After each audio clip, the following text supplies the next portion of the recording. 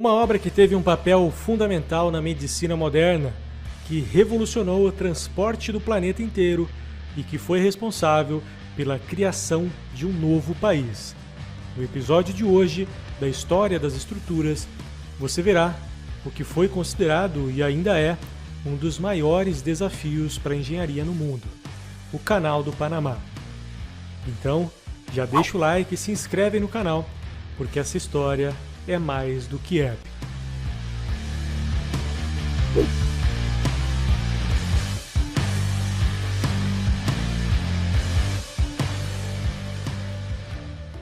No nosso dia a dia, não paramos para pensar que quase todos os produtos que usamos fazem uma viagem gigantesca para chegar até nós. Como, por exemplo, o celular que você está usando para me assistir nesse momento. A nossa vida, sem os meios de transporte que levam e trazem produtos e matérias-primas, seria muito mais complicada. Esses transportes são literalmente o motor do planeta. Isso não é uma tarefa fácil, porém, já foi muito pior. Antes de 1914, um navio que quisesse transportar uma carga da costa do Atlântico dos Estados Unidos para a Ásia, por exemplo, teria que circundar toda a América do Sul. Uma viagem de vários dias com mais de 17 mil quilômetros, além de ser extremamente perigosa e muito cara. Por isso, a ideia de construir um canal que facilitasse esse transporte por muito tempo foi cogitada. O primeiro registro dessa ideia surgiu ainda no século XVI, por um explorador chamado Vasco Nunes. O lugar mais fácil para realizar tal feito seria o Istmo do Panamá, uma estreita parcela de terra que liga as Américas do Norte e do Sul. Por mais estreita que possa parecer no mapa mundi, essa pequena parcela de terra tem o equivalente a 80 quilômetros de largura. Ou seja, fazer um canal escavando todo esse trecho não seria uma tarefa nada fácil. Mesmo assim, o empreendedor francês Ferdinand Lesseps aceitou o desafio. Vindo de um enorme êxito na construção de outro famoso canal no Egito 9 anos antes, se sentiu encorajado a assumir o projeto em 1878, conseguindo todas as permissões do governo colombiano, que à época era a dona da região. Ele tinha a ideia de escavar um canal simples, ligando os dois oceanos. Porém, ao dar início às obras, se deparou com diversos desafios pelos quais nunca havia passado. O maior deles eram as doenças tropicais, como a malária e febre amarela, que tirou a vida de 20 mil trabalhadores franceses. Além disso, o projeto de Ferdinand era incompleto e não considerava um importante rio da região, o rio Chagres, responsável pelo abastecimento de milhares de habitantes das cidades próximas. Caso o projeto fosse realmente realizado, seria feita a total drenagem do rio, o que seria um enorme desastre. Depois de alguns anos lutando pelo projeto, através de deslizamentos de terra, chuvas torrenciais e até um terremoto, que até hoje é considerado o maior a atingir a região, Ferdinand abandona sua ambiciosa ideia, abrindo falência da sua empresa em 1889. Mas a ideia de fazer o canal não foi esquecida. Porém, era necessário um investimento muito acima do que qualquer empresa poderia empregar. Foi então que o presidente dos Estados Unidos, Theodore Roosevelt, enxergou o projeto como uma importante medida econômica e estratégia para os Estados Unidos. Em 1903, então, foi assinado o Tratado de High-Herran entre a Colômbia e os Estados Unidos. Porém, o Senado colombiano aprovou o tratado, colocando a perder anos de estudos e de convergências políticas. Porém, numa medida considerada polêmica para a época, os Estados Unidos incentivou os rebeldes panamenhos que exigissem a independência da Colômbia, onde os Estados Unidos apoiariam com todas as suas forças bélicas para que isso acontecesse. O medo de uma possível guerra contra os norte-americanos forçou a Colômbia a declarar a independência do Panamá.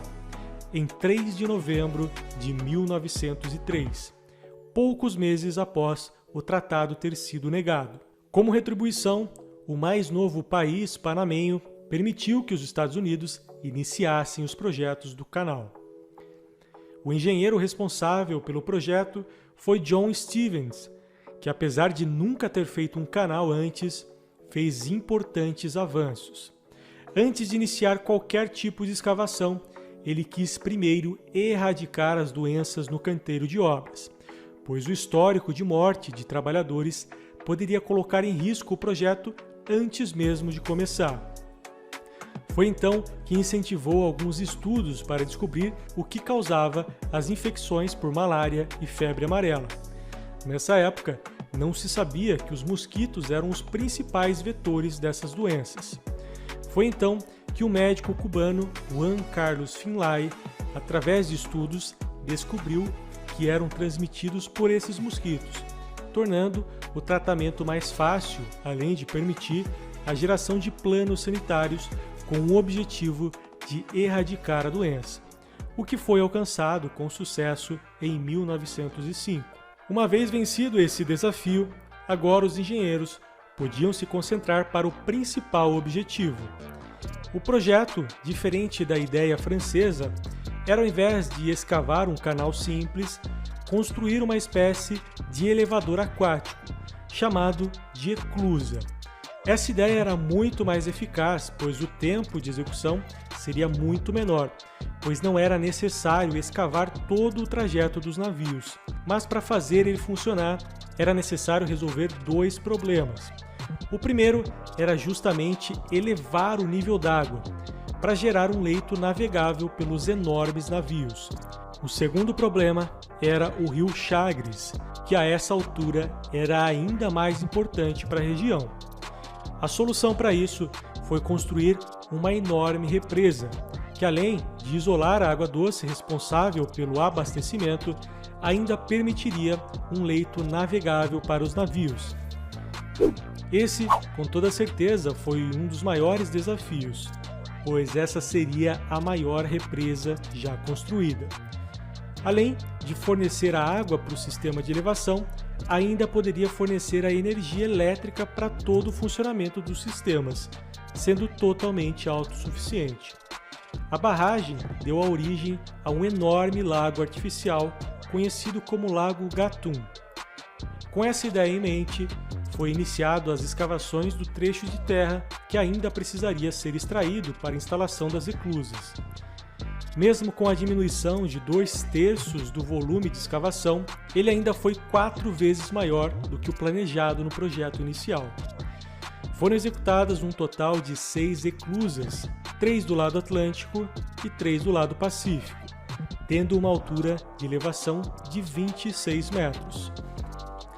As eclusas eram executadas com paredes em concreto armado com mais de 10 metros de espessura.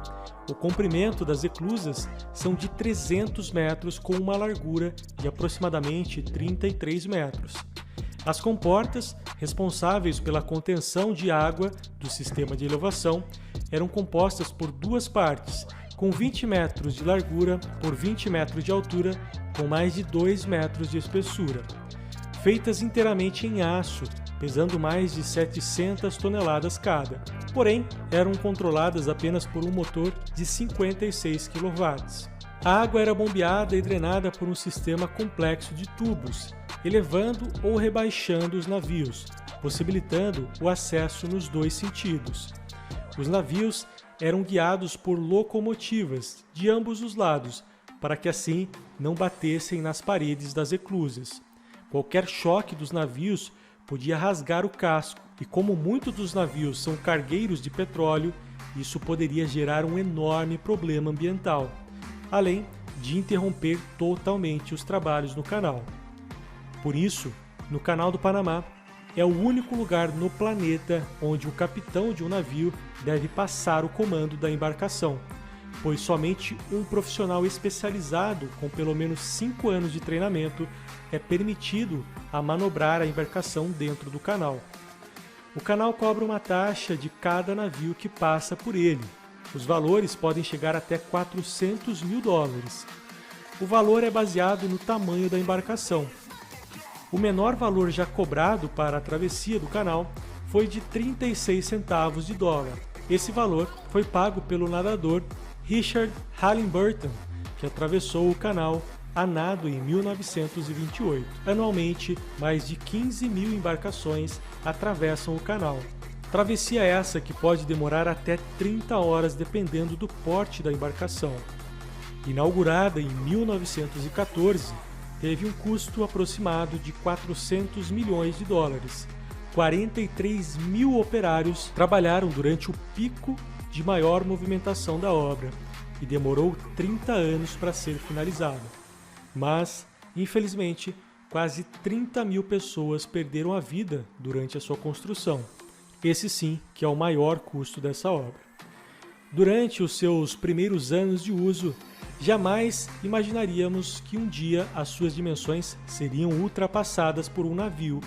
Até porque, por muito tempo, as dimensões das eclusas do Panamá ditaram as regras na fabricação de navios, gerando até um termo próprio, onde todos os navios com dimensões próximas às dimensões máximas do canal eram chamados de Panamax. Porém, o dia mais temido pelo canal chegou. No início da década, começaram a surgir navios com dimensões superiores ao máximo suportado pelo canal, que eram de 32 metros de largura e 270 metros de comprimento. Porém, a fabricação de navios com dimensões próximas a 400 metros de comprimento e 50 metros de largura começaram a ficar cada vez mais comuns. Sendo assim, entre 2007 e 2016, foi executado um ambicioso plano de expansão, que agora comporta os maiores navios do planeta. A expansão foi um projeto tão ou até mais complexo do que o original, pois suas dimensões são muito superiores e só foram possíveis graças aos esforços entre nações e a tecnologia moderna. A Sociedade Americana de Engenheiros Civis colocou o Canal do Panamá como uma das 7 maravilhas do mundo moderno, uma lista alternativa que coloca as melhores e maiores obras da construção civil atual, cuja usina hidrelétrica de Itaipu também faz parte. Sem sombra de dúvidas, o Canal do Panamá é um dos maiores desafios já vencidos pela engenharia, o que mostra que a capacidade humana é quase ilimitada. Mas me digam aí nos comentários o que vocês acham dessa estrutura com mais de 106 anos de história. E o que você quer ver nos próximos episódios da série História das Estruturas.